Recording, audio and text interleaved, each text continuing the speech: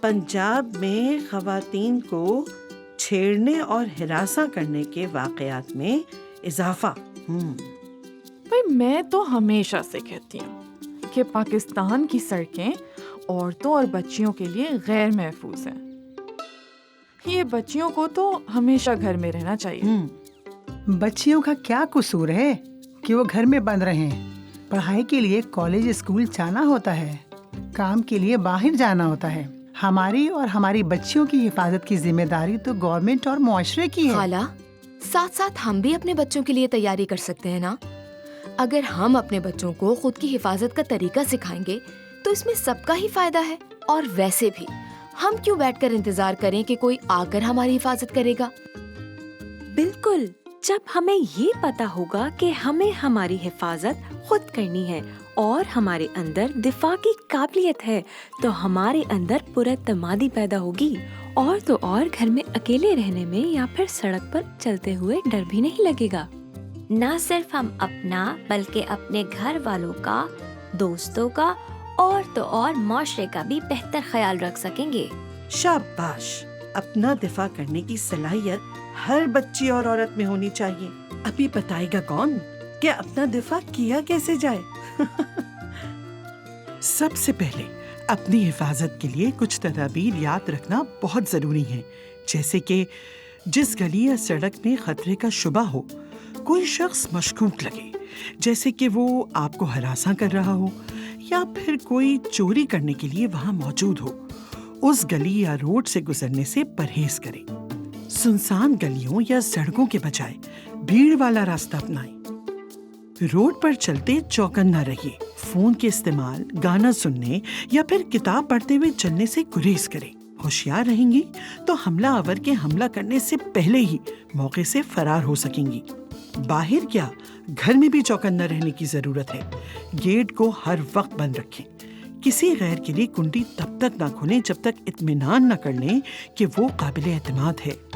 کہیں باہر جاتے ہوئے اپنے والدین یا قریبی دوستوں کو تفصیلات ضرور دیں تاکہ وہ باخبر رہیں اور خطرے کی صورت میں آپ کی مدد کر سکیں۔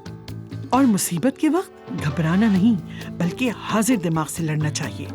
اگر پھر بھی کہیں اکیلے جانے میں ڈر لگتا ہو تو گروپ میں سفر کریں یا پھر گھر کے کسی بڑے کی مدد لیں۔ ہمارے پاس اکثر بہت ساری چیزیں ایسی ہوتی ہیں جو ہم روڈ پر ہتھیار کی صورت میں استعمال کر سکتے ہیں۔ چلو بچیوں، کون بتائے گا وہ کیا چیزیں ہو سکتی ہیں؟ ہمارے ناخن، ہم اس سے کسی کی آنکھ میں مار سکتے ہیں یا نوچ سکتے ہیں۔ شاباش! اور کون بتائے گا؟ ہمارے پانی کی بوتل۔ ہاں، لیکن پلاسٹک کی نہیں بلکہ کوئی بھاری بوتل، جیسے کہ اسٹیل یا لکڑی۔ ضرورت کے وقت یہ ہتھیار حملہ آور کے منہ یا سر پر مارا جا سکتا ہے۔ اور تو اور لال مرچ بھی اپنے ساتھ رکھ لو، یہ حملہ آور کی آنکھوں میں پھینکنے میں کام آ سکتی ہے۔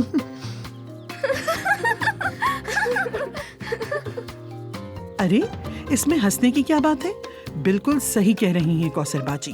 ان ہتھیاروں کے علاوہ آپ سب روڈ پر یا آس پاس کوئی بھی چیز کو استعمال کرتے ہوئے حملہ آور سے بچ سکتی ہیں، جیسے کہ کوئی بڑا پتھر، لکڑی یا لوہے کا ڈنڈا۔ اور سب سے امپورٹنٹ، آپ کا دماغ، کیونکہ ڈرنے کے بجائے عقل مندی کے فیصلے زیادہ ضروری ہیں مصیبت کے وقت۔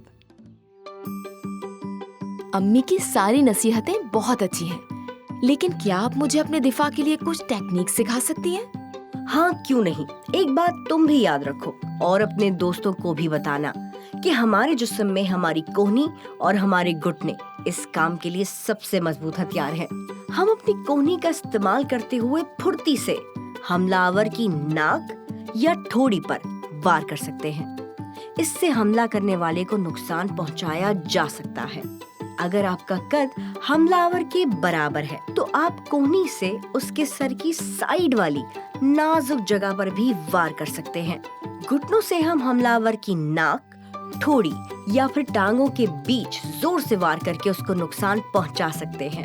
اور اپنے ہاتھ کے نیچے والے حصے سے آپ حملہ آور کی ٹھوڑی پر زوردار وار کر سکتے ہیں۔ لیکن ایک بات ذہن نشین کر لیں، آپ نہ ہی کوئی ریسلر نہ ہی سپر ہیرو ہو، اس لیے ان تدابیر کا ہرگز یہ مطلب نہیں ہے کہ آپ نے حملہ آور کے ساتھ آخر تک کشتی لڑنی ہے اور اس کو ہرا کر ہی دم لینا ہے۔ ان سب طریقہ کار کا بس ایک ہی مقصد ہے، حملہ آور کو تھوڑی دیر کے لیے چونکا دینا تاکہ ہم وہاں سے فوری فرار ہو سکے۔ یا یا یا کوہنی ہاتھ اور گھٹنے سے دوسرے کی ناک، تھوڑی، کنپٹی یا پھر ٹانگوں کے بیچ حملہ۔ تھینک یو میم، یہ سب طریقے میں اپنی دوستوں کو جا کر ضرور سکھاؤں گی تاکہ ہم لڑکیاں اپنے دفاع اور اپنی حفاظت بخوبی کر سکیں اور کسی کی بھی ہم پر آنکھ اٹھانے کی ہمت نہ ہو۔ اللہ حافظ۔ اللہ حافظ۔